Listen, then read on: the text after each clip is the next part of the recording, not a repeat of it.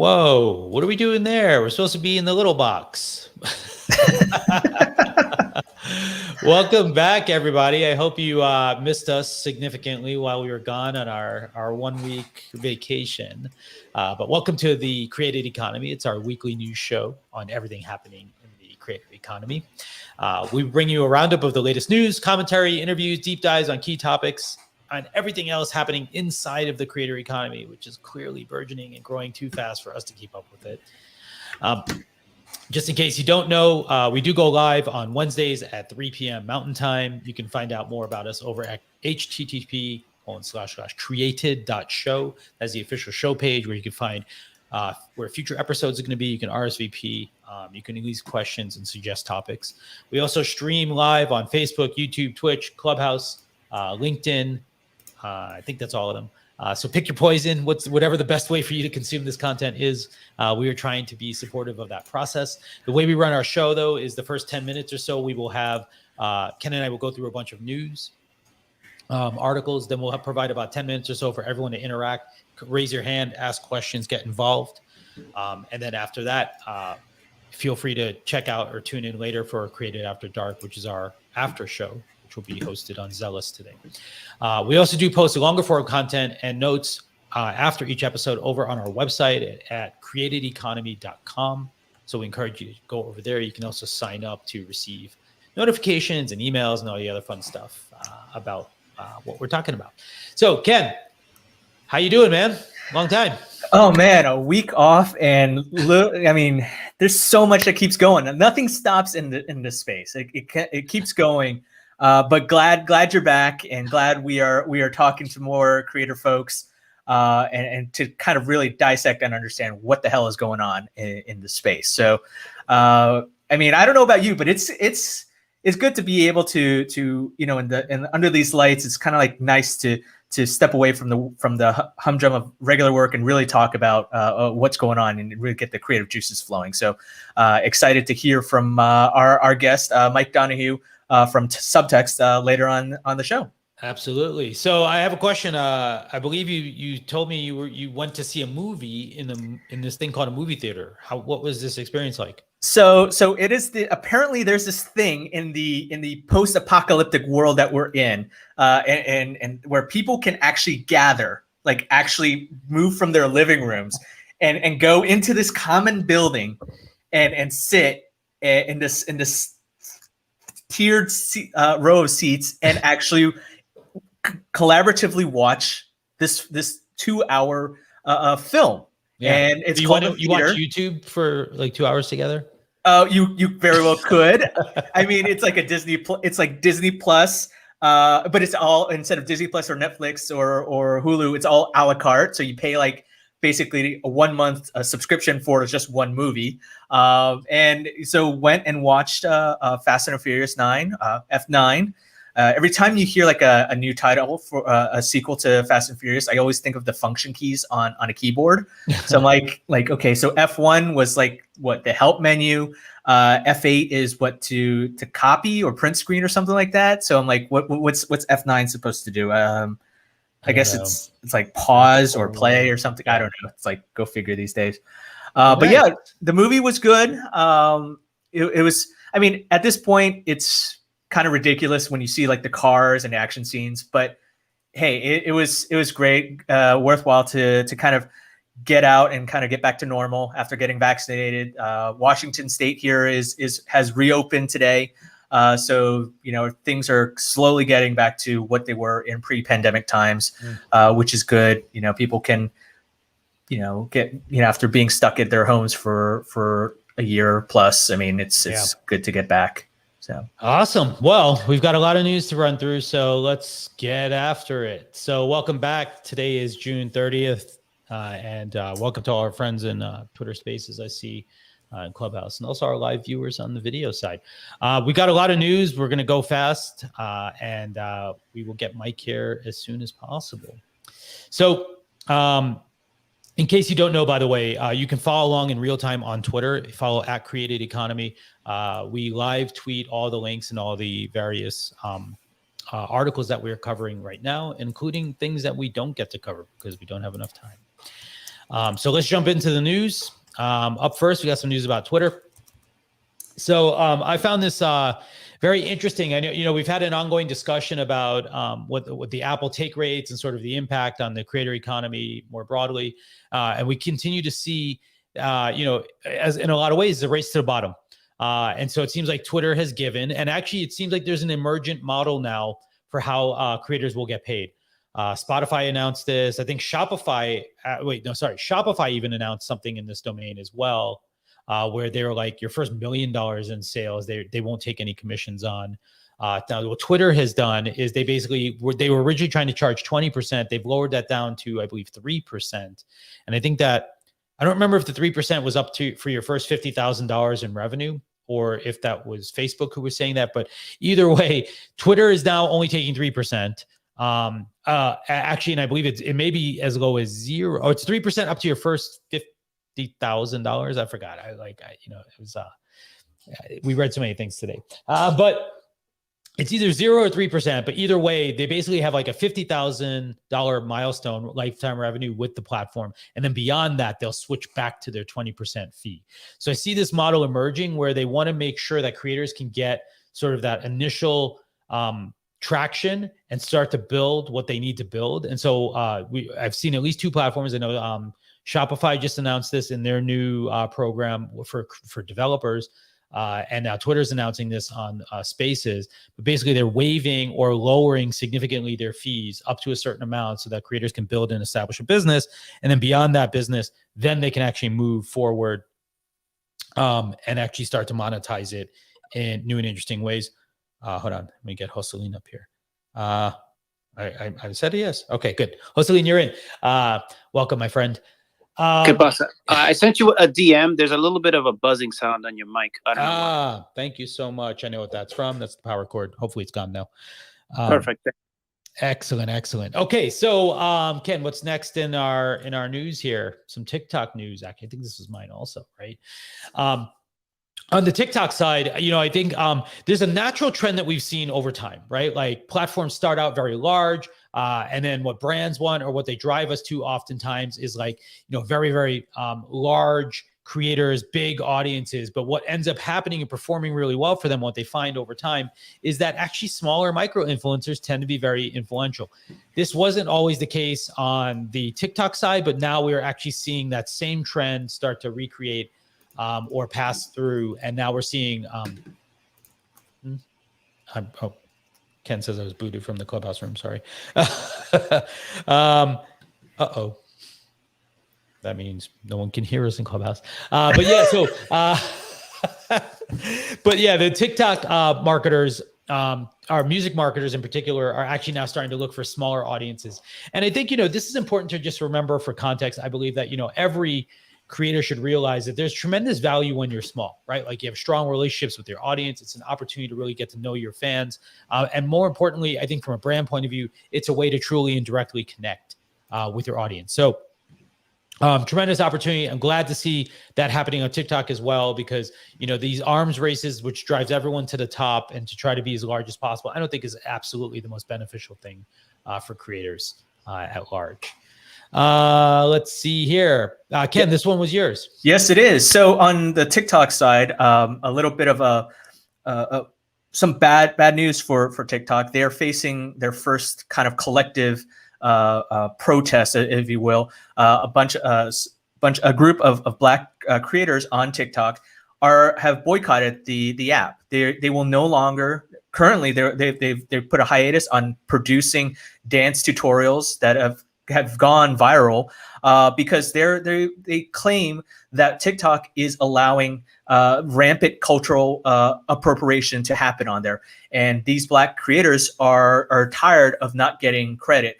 And this kind of all stems from Megan Thee Stallion's latest video that was supposed to kind of really go big on TikTok, and then this group of Black creators are like, no, we're not going to do it. And therefore, and so who knows what's going to happen when there's another video coming out. Basically, these Black creators saying, look, their culture is getting whitewashed. There's a bunch of these other creators that are getting credit for what they're doing. And this is not the first time. that TikTok has received criticism over this. TikTok has apologized for this in the past and said they would do better, but obviously based on this, it doesn't seem like they have done any better. So this is probably in about a few days into this protest, and basically we'll see what happens with TikTok and the Black creators coming forward. But I think as over time, this is going to be a big issue about equality and inclusivity in the creator space. And I know we're going to have a lot more people joining us on this show later on in the weeks to come. And I look forward to talking to them about bringing on people of color and women and to really show what can we do to make the community more inclusive and equal, and make sure everyone gets treated respectfully and get their fair share. Awesome. I'm sorry, I apologize. I'm trying to manage. You know how it goes with live streams, right? Like everything goes wrong at the same time. So, isn't there a rule about? Isn't there like some like a Murphy's Law or something like that? Everything that's supposed to go wrong will go wrong or something like that. I don't know. All right. Well, we do have some Twitch news as well. So I found this really thought provoking actually to see, but Twitch.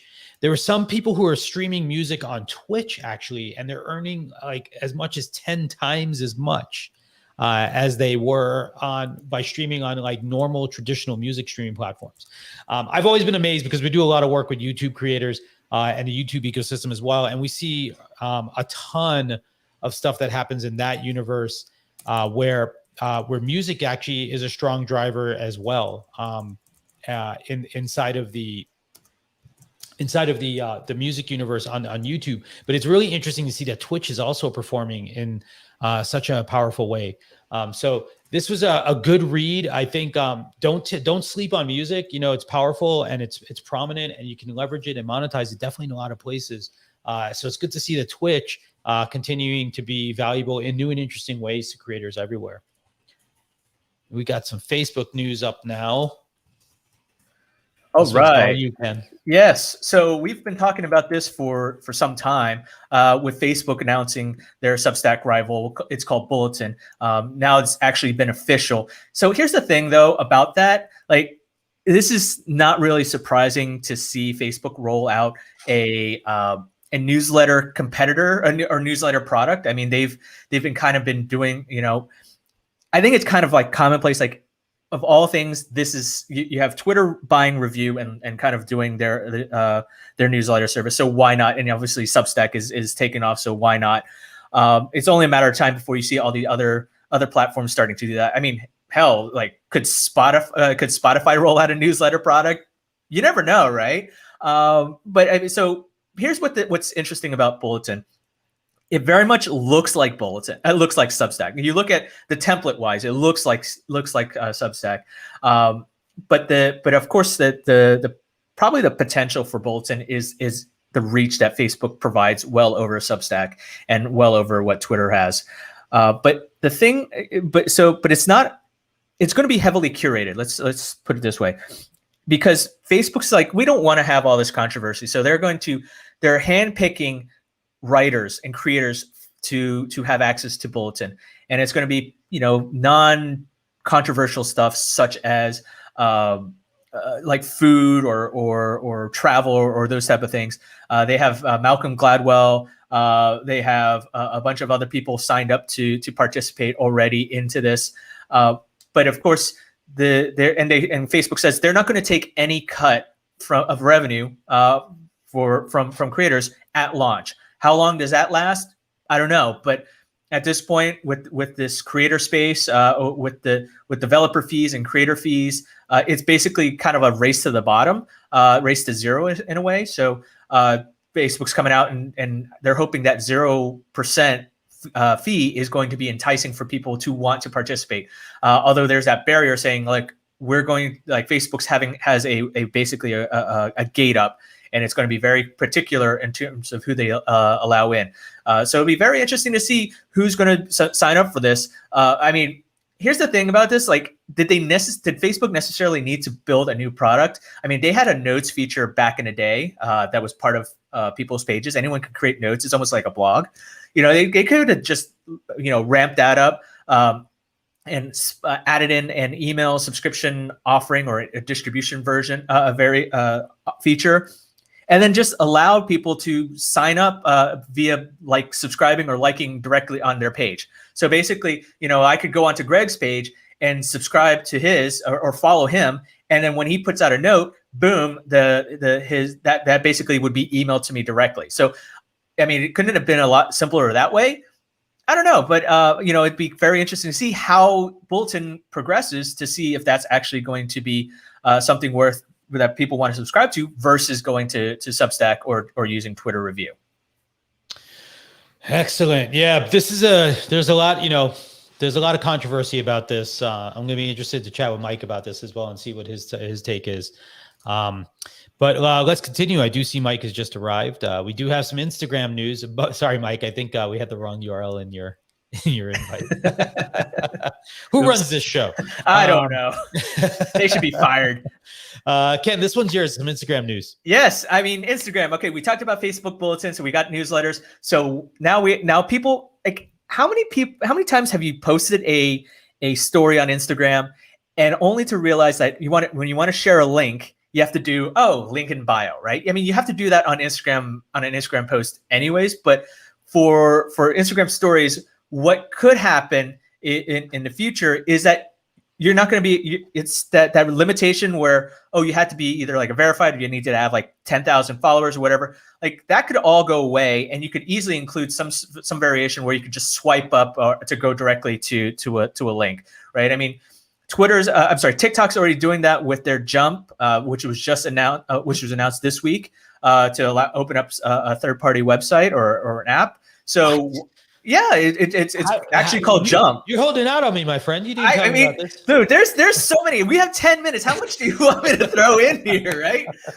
But that's the thing, right? It's like so Instagram's coming out with like, okay, let's we're gonna make it easier for people to do that. I think they understand that people's having a pain point for that. But the concern I have here is that link in bio aspect. A lot of companies have made money and done a lot of business around that link in bio aspect, right? I mean, what's going to happen with where Instagram almost in a way cuts the legs from under them and basically offers this work around it in a manner of speaking. So this kind of shakes things up in a creator space. I think this is all a good way for Instagram to say, hey, let's increase engagement and usage of stories because they see this clearly as a problem. Instagram fundamentally has a problem with link sharing anyways for the past 10 years or so since it's been around. You've never been able to put in a URL into any post or story. So now this is actually going to make it a lot easier for people, especially for creators. And actually, Greg, can you go to the next one? Yep. So this is actually, we have more Instagram news where, as Greg was talking about earlier with Twitter super follows, Instagram's like, hold my beer. We're looking at possibly doing our own variation, and we're going to call it, quote, exclusive stories. They've actually confirmed this to TechCrunch and other media outlets. Did you see the tweet I shared where someone was like, great, like we're going to have 30, what was the tweet? It was like every platform is basically going to be the same thing, 30 right? features. That's right. Yeah. Exactly. So, I mean, this is basically like if you have a store, if you're doing stories now, you have your, public stories, and then you can have close friends. There's only two versions you could have, right? But now theoretically, you might have this third version called exclusive stories, which is going to be like, almost like a subscription type of thing, right? It's like, hey, you pay me to do this. So could we have all this bells and whistles where it's like, okay, you can sign up to do, subscribe to me. You can get my exclusive stories, and it's beneficial for creators or influencers and whatnot. Now, something that I think that Shira Ovide, a reporter from Bloomberg, the New York Times now has put on Twitter, is she's wondering, it's like, what happens to the fees, right? Who gets these fees? Or who's paying these fees to Apple, to Google, and does Facebook get a cut of this, right? So it'd be very curious. Hopefully, if we can get like someone from like Fame House, which Greg you've brought on you've mentioned on the show a few times. It's like Fan House. My apologies, Fan House, right? Like, what happens to the, like, what is their take on this, right? I mean, it's like, if if I'm giving a 10% cut, theoretically, I don't, and Facebook hasn't released their percentage, what cut they might take. I mean, this is all very theoretical, in the works right now, right? What's Facebook's cut, and do you give any percentage to the platforms that are distributing it, right? So at which point is like, hey, creators might get 70% cut, but what does that cut actually gets? After all the fees hidden fees are accounted for, do you wind up taking away with like 40% or something? I don't know, right? So, yep. I think it's a good thing to have exclusive stories, but there's a lot of stuff, fine details that need to be sorted out in the end. And Adam Mosseri, the CEO of Instagram, earlier today, he's like saying, look, we don't want to, Instagram, don't think of it as a photo sharing app. They don't want to be considered a photo sharing app or a Square photo sharing app anymore.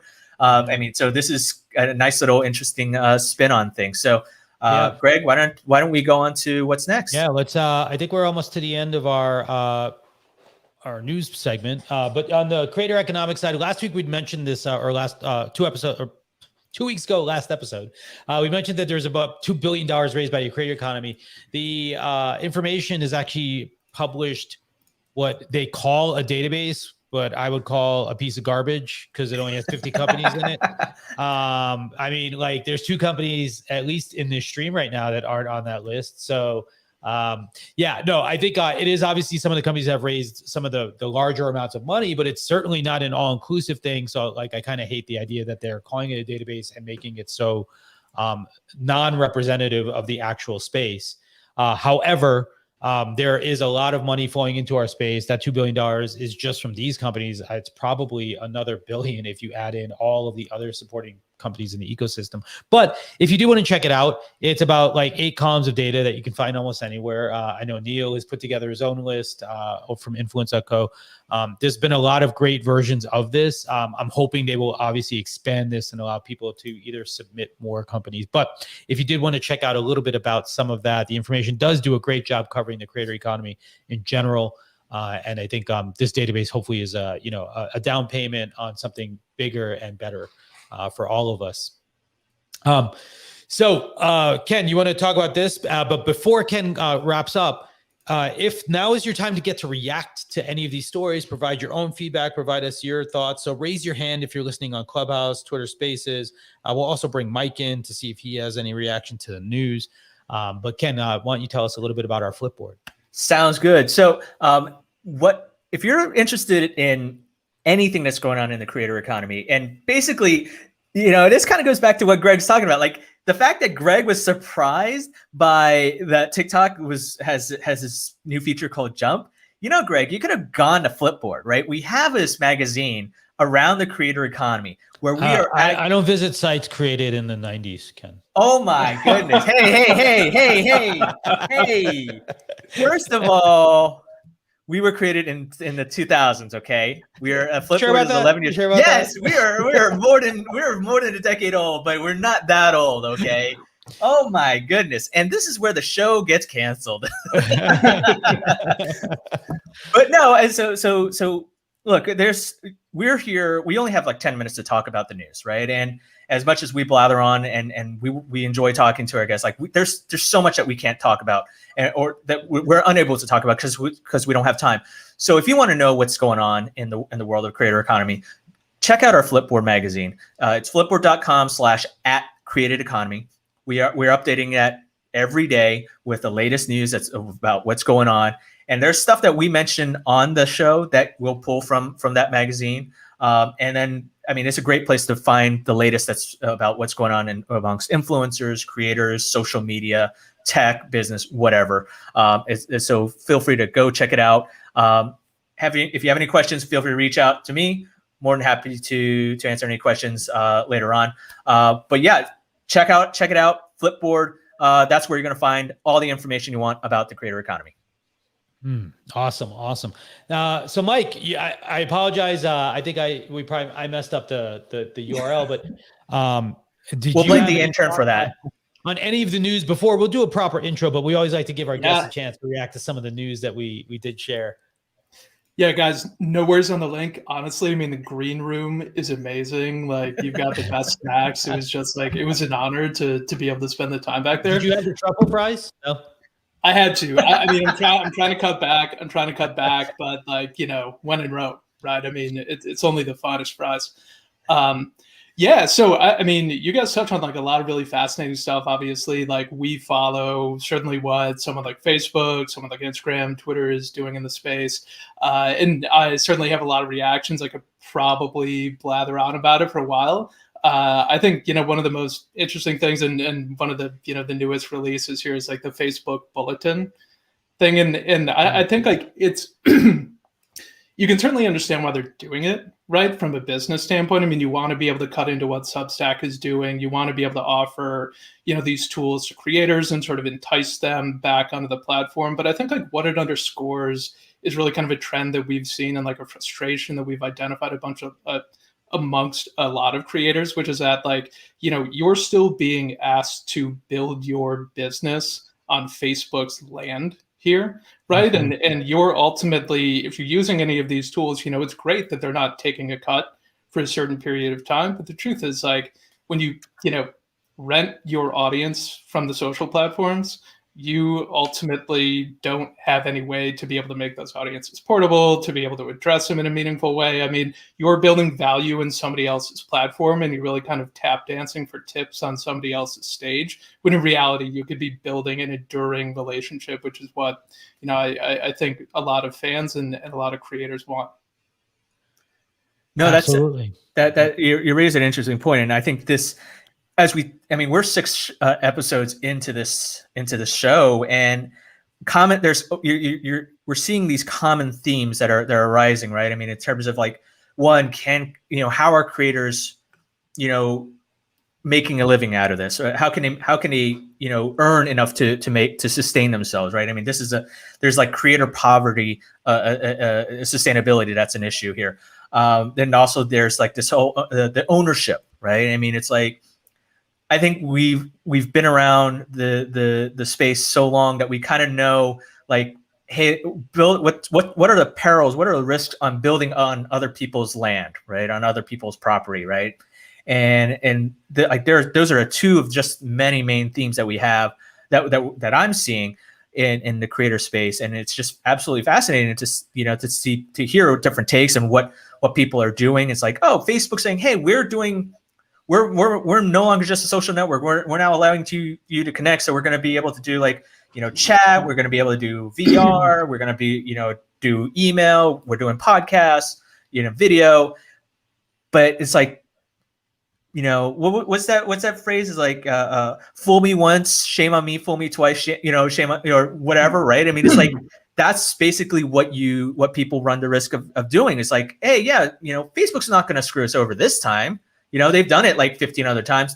This time is going to be different, right? Well, or same thing for YouTube, and same thing for Twitter, and so on and so forth, right? A lot of these things, people are placing a lot of these big bets on these platforms because of the reach, but they might get screwed. Yeah, I mean, Ken, this is brought to you by the same organization that decided to clip news on an entire continent when they didn't like the nature of their deal, right? Yep. I mean, so look, it always comes with strings attached. There's always, somebody who's going to have their hand in the pocket of creators. I think you really have to look at the organizations that, if you're a creator that you want to be able to work with and figure out, whose core mission is empowering us and providing us that level of ownership and, financial sustainability around what we want to do, while also not asking us to compromise our artistic vision to support that work.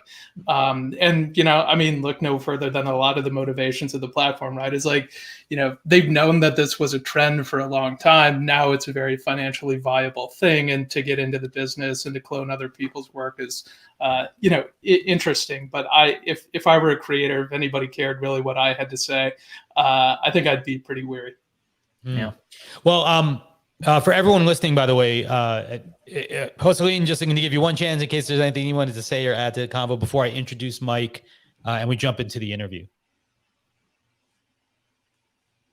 Oh, still see him mute. He's crying. He's crying at us. All right.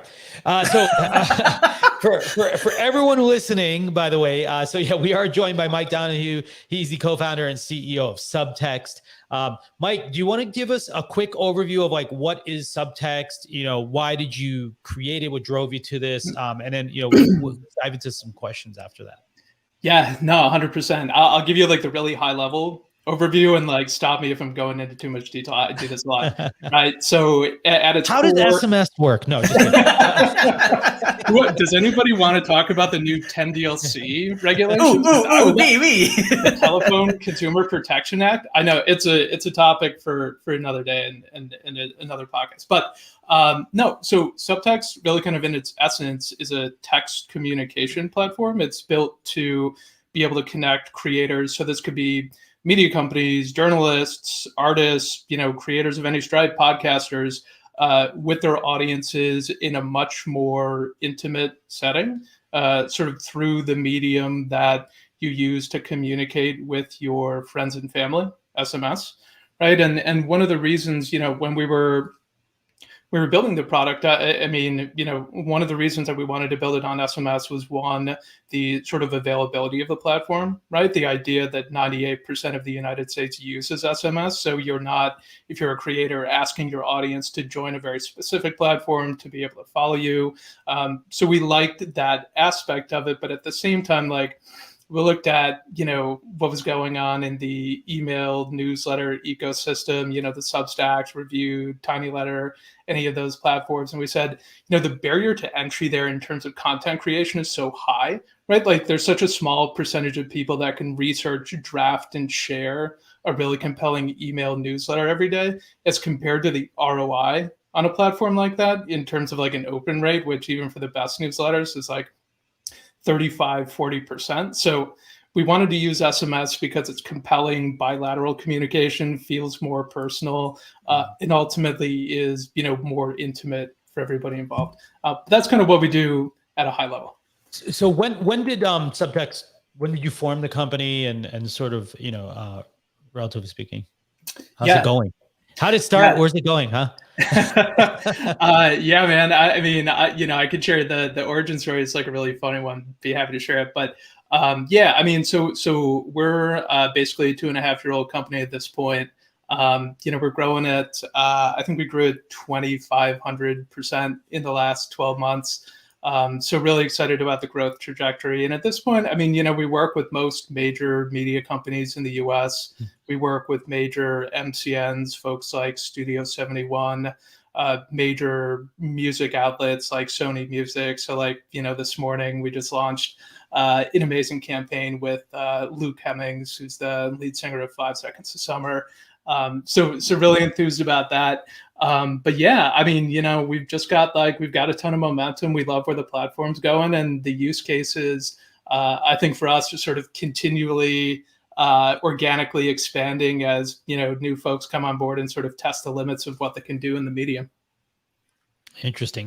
Now, just for some context, I guess, right? Just from the ecosystem point of view, are you like low level, like Twilio, or higher level, kind of like Community? The value prop that you put forward, which I think is like one of the most critical parts of the emergent creator economy, is really like own your audience, have better conversations, have meaningful conversations, right? And so like there's not a lot of competition, actually, like relatively speaking, in your specific domain. So I'm just curious, like, how do you see yourself relative to some of the other players? Yeah. So really good question. In terms of the level, I'd say that we're higher level, much more like Community, right? Where we're both consumer facing and client facing, right? We have a dashboard, it's a SaaS platform. That's sort of how we operated. That's the business model. I'd say the real differentiator for us versus, say, someone like Community is, one, we have a built-in subscription monetization feature, right? So if you want to be able to charge $5 a month, $10 a month for sort of private communications and access to this community that's hosted by, a creator or a journalist, whose work you really admire, or something like that, that's built in. And then I think the other real differentiator for us, besides the tech and, some of the functionality and that type of thing, is the idea that like we're genuinely focused on like creating enduring connections here. I think like if you subscribe to anybody on the community platform, a lot of it is really just sort of celebrity driven marketing, Broadcast right? And stuff. and candidly, I mean, it's a bit disingenuous in the sense that like it's a big data collection. It's opt-in spam, right? On the it's opt-in spam, but I mean, it's a big data collection play, right? Yeah. I mean, you know, why does Dennis Rodman need to know my birthday in order to try and sell me T-shirts? He's right? gonna And send like, you a card. I'm not being yeah, I mean, I'm not being glib about it. Like, No, for sure. Obviously, I'm biased, but I mean, I think, you know, if you were to really boil down like what differentiates us, like we live out that philosophy of like direct engagement. Well, Greg, I think, you know, and I think, admittedly, I'm really excited about this, about having Mike on the show, because I think I've been watching what Subtext has been doing for some time. And I actually know one of somebody that works at Subtext, David Cohn. We worked together way back in the day on other stuff. And as a reporter, him and I, you know, I'm very interested in what you know Subtext has been doing. You know, poignantly, I mean, it's like I think for me, the media side is the media usage is pretty powerful.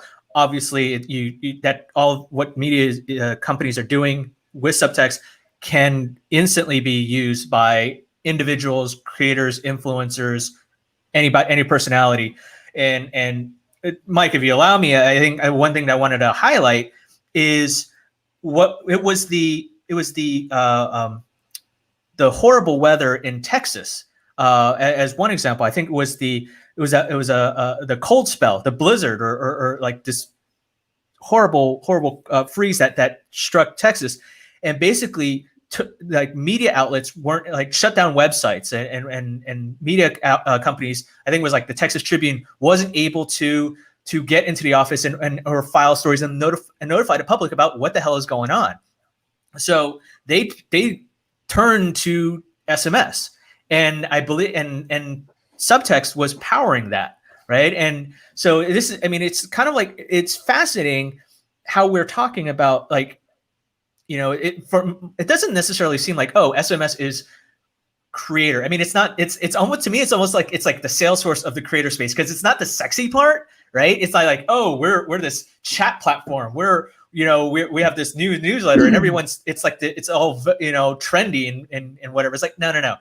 But what's actually going to get the most bang for your buck, right? And people are on their, I think it's platform agnostic, right? Because fundamentally, if you have a phone, you're going to get an SMS. You can get an SMS. It's not that hard for you to grasp how to get an SMS. But if you're going to have like older generations or people that may not be technologically savvy, it's like, or they may hate the platforms themselves, right? It's like, oh, you know, it's like, I don't have an Apple, you know, I might have an Apple device, so why am I going to, you know, there's that barrier. Or I don't like Facebook, so I'm not going to, you're not going to communicate me through Facebook, or WhatsApp or Messenger or whatever, or Instagram. You're not going to get me there. I don't have a Twitter account. You're not going to get me there, right? Or, you know, my email, I never check email, right? So you're not going to get me a newsletter, but you're always going to have your phone on you, right? So that's pretty powerful. And as we're talking about, one of the themes that I mentioned earlier is like, people don't want to rent space from existing platforms. They want to own their platform and their data. Is kind of interesting to see how what Subtext is doing in this regard. So Mike, could you share a little bit more in terms of how you're seeing creators, you talk about, you have musicians and artists and media that are using it. Like, tell me about some creative ways that they're doing, that they're using Subtext, and what are some strategies for creators who are like, hey, I want to think about this SMS now, right? Like, why do they want to do that? And just to add, I'm curious to add, if you could add into that though, was creators the original sort of audience, or was it just, it became apparent that was the audience, as part of that combo? Yeah, great. So let me take the last question first. So we actually started out working primarily with media companies, but because of the amount of inbound interest that we got from creators and the momentum in the space, we really kind of looked at it and said, like, you know what, Ken, to your point, like the technology is really ubiquitous, right? Like it doesn't require you to get locked into an individual platform. It doesn't require you to, you know, make a huge investment in terms of time and creating profiles on something like Clubhouse. Like it operates across all of the platforms, and candidly, I mean, it sort of subsumes all of them as marketing channels to drive subscriptions for your overarching subtext presence, right? Which is kind of, you know, it's what we love, and it sort of separates out your biggest fans from your followers that exist on these platforms that are maybe just sort of passively involved in what it is that you're doing. And I think, you know, it does, it gives creators candidly like the ability to create a much more intimate connection here with their biggest fans, right? The people that want to be able to respond to them. Because I mean, one of the things that we see universally on the platform, right? So like, this is totally anecdotal, but like, you know, on social platforms, and there's a great piece that came out on this. I think The Information wrote it. I think Kaya Yuriev wrote it. But sort of the fatigue that a lot of creators are experiencing on the social platforms. Number one, having to just churn out tremendous amounts of content, right? Like creating content, especially like newsletters, like really high, you know, high fidelity, like video content and that type of thing. It's not a great business model, right? When in reality, what people ultimately want is the ability to engage with that personality, right? So whereas drafting a text message might take 2 minutes and 92% of your audience is going to read it and 30% of them are going to respond, and many of them are going to get that feeling of having that direct connection, which is a really kind of serendipitous payoff. You know, you could spend an entire day drafting an email newsletter, creating a video, only to have the platform that you're posting it to make decisions algorithmically around who's going to see it, right? So like, I think like there's a lot of things at play there. But Ken, to your question, right? So like, what are some of the more like compelling use cases that we're seeing on the platform? Yep. So you bring up the work that the teams in Texas did, and it, you know, around the storm, and it was the Texas Tribune, the Austin Statesman, Austonia, many, you know, big media, most of the media companies that covered the area. And one of the things that they quickly realized, right, was like, because of the power outages, people weren't going to be able to keep computers on. They likely weren't going to be on the social platforms. They weren't going to be able to read stories. Their internet connectivity was spotty. So turning to SMS, which can operate off of a cellular network and is really reliable, gave them the ability to not only communicate with those audiences, but also to field questions, right? And to be able to respond to those questions. So like, should I be boiling my water right now? What do we know about when the power is going to come out in this region? So like, there's a lot of things that can be done. And candidly, a lot of those questions would have gone unasked on social platforms because not everybody wants to participate, right? Like it's toxic. There's a lot of sort of performative trolling that happens there. So like the intimacy of that connection and like the health of that communication, I think is really refreshing for a lot of people on the platform.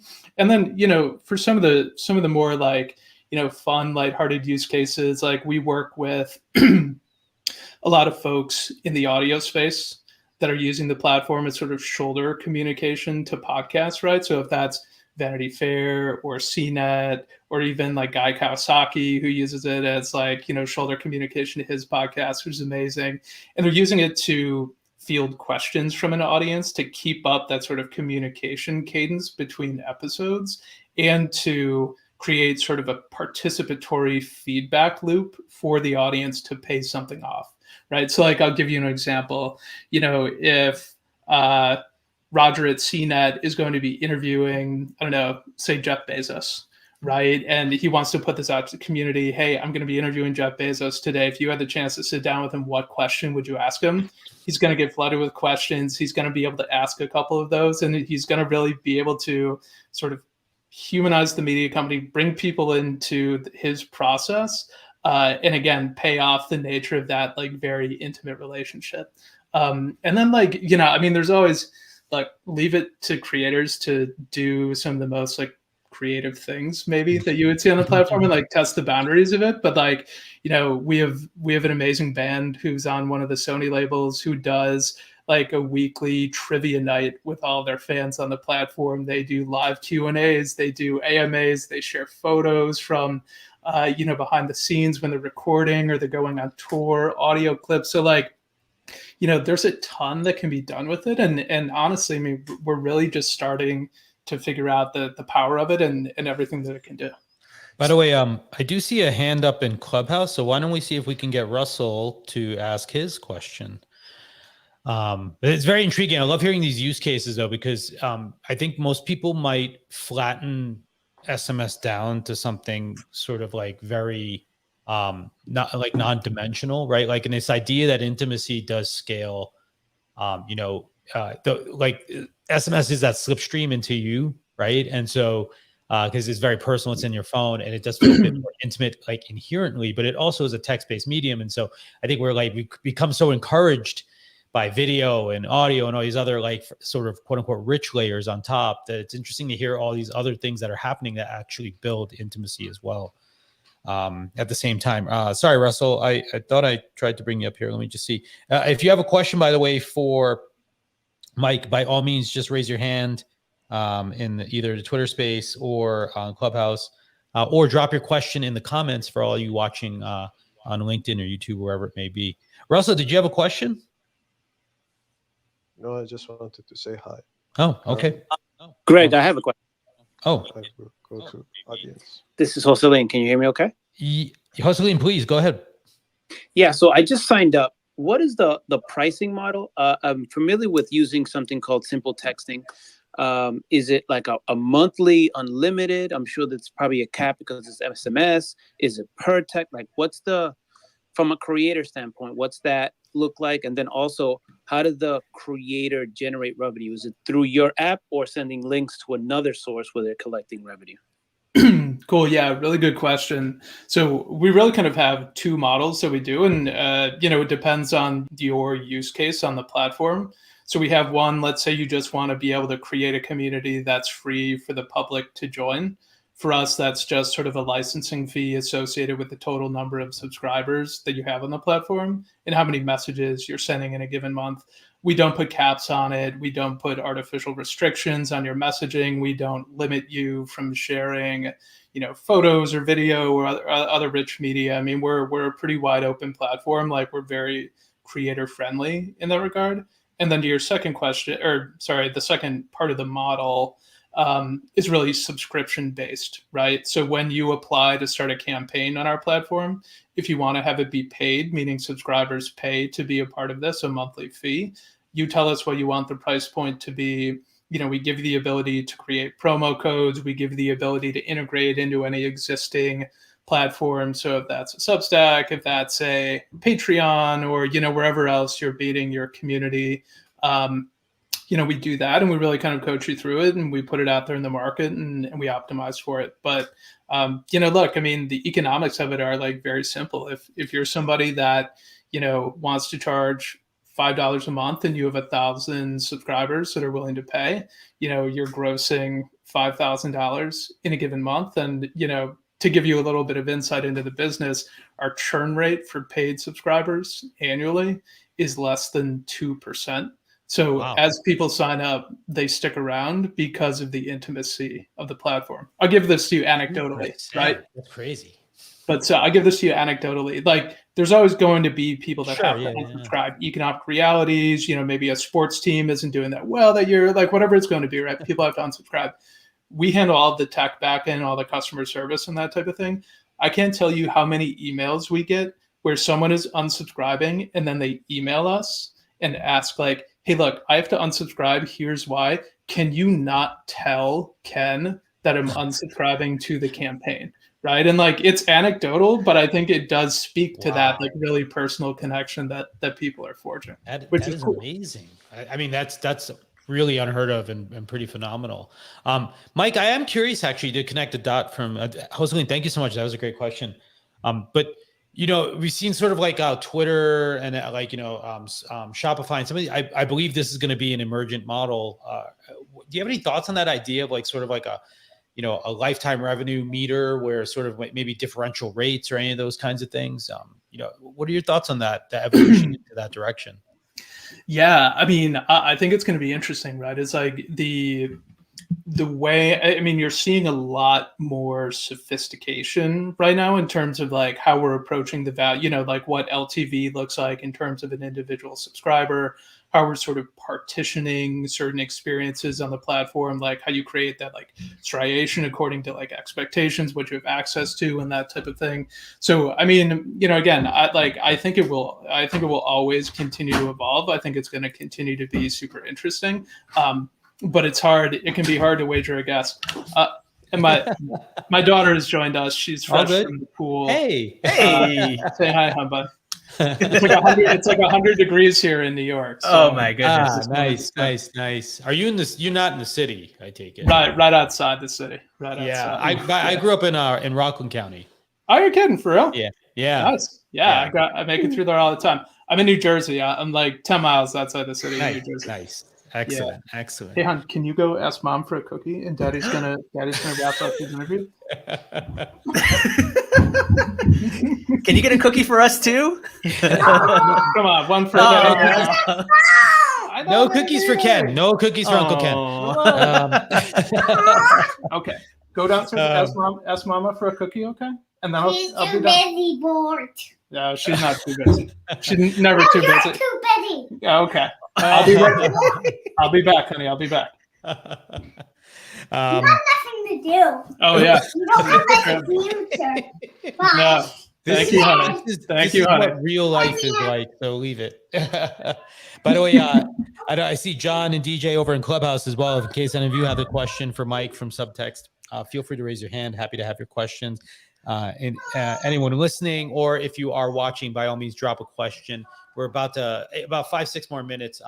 So I guess let me ask maybe the last question, unless Ken has one. But just Mike, where's it going? Like what happens next for Subtext, and more importantly, I think for our audience is what are the things they should be thinking about, right, relative to the trajectory of what companies like you are on, and what are the opportunities you're trying to open? Because I think creator businesses have been flourishing, largely to an extent because of us creating tools to facilitate those pathways. So I'm just curious, not like the actual roadmap, unless you want to share that, but just like where do you think things are going, and what would you encourage or your advice to creators today? Have I got a roadmap for you guys? No. Yeah. I mean, screen sharing, Mike. You can bring it up. Right.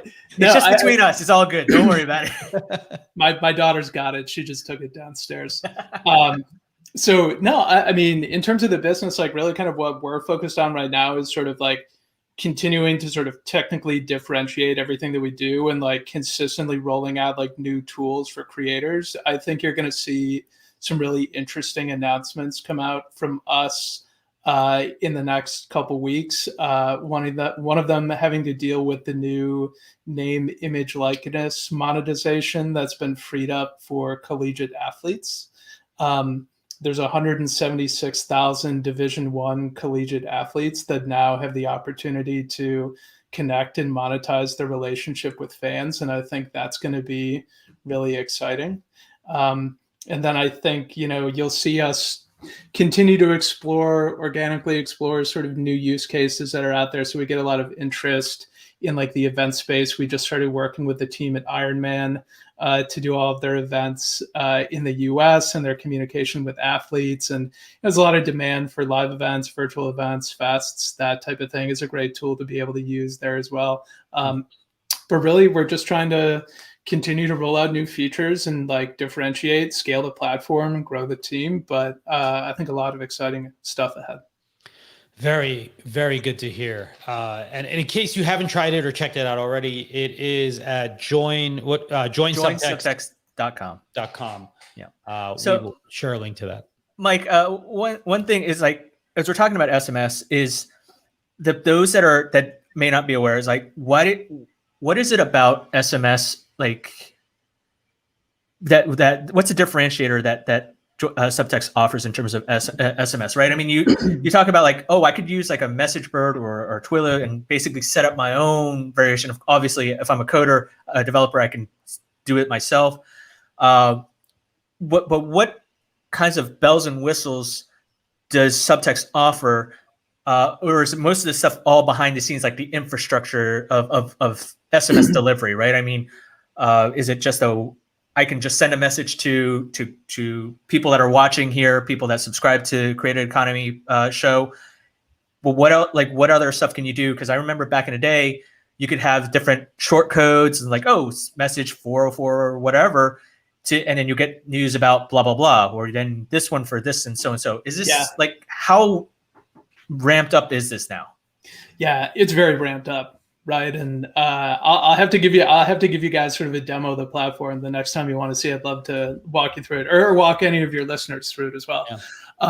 But yeah, I mean, for us, there's really kind of two areas of differentiation. One is sort of the behind the scenes infrastructure that you ultimately build, and sort of the elegance that sits on top of like the intricacy that is communicating SMS at scale. Like, to give you a little bit of background, right? I think like this year, I think we're projected to send like 3 billion messages, right? So like to send 3 billion messages over various carrier networks, even like we're starting to do some international work as well, is like a very involved thing. So, whereas like there's tools out there that allow you to like, take some building blocks and sort of build this up. It takes a tremendous amount of work to get it to the point where like it's elegant and simple and intuitive and easy to use. Like our onboarding for new creators is less than 5 minutes from a technical standpoint, because if you can log in and send an email, you can send a broadcast level text. And then there's a lot of tools that we make available to creators, right? So we use like NLP, for example, on the back end of the platform to allow creators to ask questions and field responses from their fans, and then based on those responses, categorize those fans into new addressable audiences, right? So if you only want to talk to your audience that, say, prefers pizza over hamburgers, like that's something that you can do. The ability to send images, audio files, GIFs, like to be able to field all of that back. So there's a ton underneath the hood in terms of like the feature set as well that, we continue to build out. But I would say, overarchingly, like our ability to white label this platform and the APIs that we use to integrate, especially on the media side, into existing like digital subscription platforms and that type of thing, is a real differentiator for us, right? Like, we talked about like the brand forwardness of someone like Clubhouse, and we're really sort of creator brand forward. We're happy to stay behind the scenes and be white labeled if it means that it makes, our creators, our clients' brands stand out more effectively. And what kind of a cut does Subtext take from creators, your users?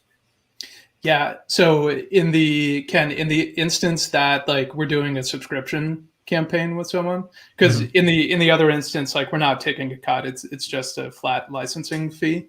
But it really depends on like size, scope, and price point. I'd say on average, it's usually an 80-20 split, with 80% attributable to the creator. But we're always flexible there according to, price point and size and scope and that type of thing. Awesome. Well, Mike, it's been a pleasure to have you here. Thank you for joining us, for sharing so much about what you're working on. Thank you for introducing us to sort of, I think a better mindset about like how to build audiences that matter and that can last the test of time. And congrats on the success. It's really amazing to hear how well Subtext is doing and how well the product performs, more importantly, for our creator fans and friends out there. So we welcome you to come back anytime. You're always welcome to come back and join the conversation, participate in any way that's possible. And certainly when that new news comes out, we'll try to cover it here as well. So give us that heads up. All right. Yeah, it's awesome. And honestly, guys, it was an honor. Thanks for having me. I'm going to go get that cookie. All right. And then, next time I come on, I'll have a variety. You Awesome. bet. You bet. Sounds Have good. a great one. Have a great one. Bye. Thanks, Mike. Thanks, guys. Be well. So another good episode in the books. Thank you, Ken. By the way, so here, everyone who's listening, we would love for you to join us. So in case you don't know, I actually am the founder of a creator economy company called Zealous.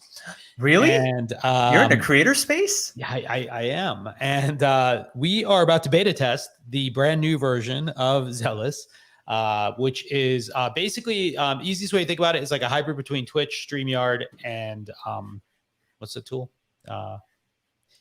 Clubhouse. All right. So we're having our first episode of Created After Dark. It's our after show. So the official show is about to end in 1 minute. But what you can do is if you head over to created.show/live, and we're about to tweet out a link to it and share it as well. But what you can do, or if you just go to created.show, it's a link from the homepage. You'll be able to come and join us on stage with video or audio and actually join into the conversation. We're just going to chat about what today's show is about and any of the other topics. So thank you so much for joining us. Like I mentioned, if you want to join us for the after show, it's over at created.show/live. It'll just wait up over there and we will get there in a second. Anything else we have in this deck here? Oh yeah, who's coming up next week? Our good friend Matt is going to be here from FamePick. On July 14th, we have Nicolina Moon. She's a creator and Twitch streamer.